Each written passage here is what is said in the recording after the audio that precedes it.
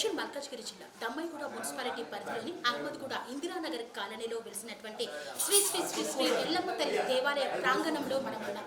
ఏంటండి, దేవాలయంలో అమ్మవారు లేదు, కానీ ఇక్కడ ఈ దేవాలయ ప్రాంగణంలో ఉన్నటువంటి మహిళల గురించి చెప్తున్నామని అనుకుంటున్నారా? అవునండి, ఇక్కడ అమ్మవారి విగ్రహ ప్రతిష్ట కాకముందే స్వయంభుగా వెలిసినటువంటి ఎల్లమ్మ తల్లి చూపెట్టినటువంటి మహిమలు అనిర్వచనీయం. ఇక్కడికి వచ్చినటువంటి ప్రతి ఒక్కరి కోరికలు నెరవేరుతున్నాయని చెప్తున్నారు.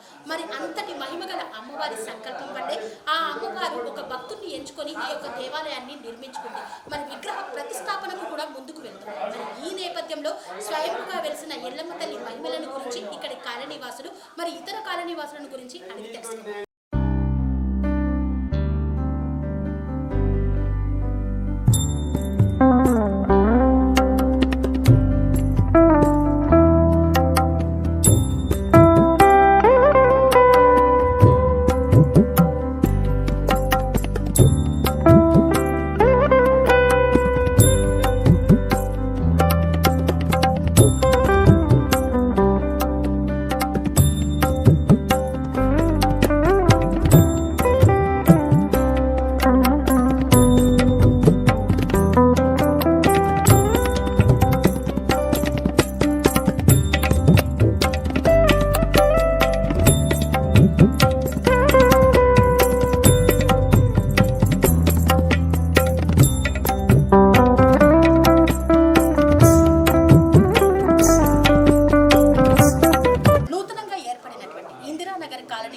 అసోసియేషన్ కి ప్రజాస్వామ్య పద్ధతిలో ఎన్నికలను నిర్వహించినటువంటి ఎన్నికల అధికారి ఎంఎస్ చారి గారు మనతో ఉన్నారు.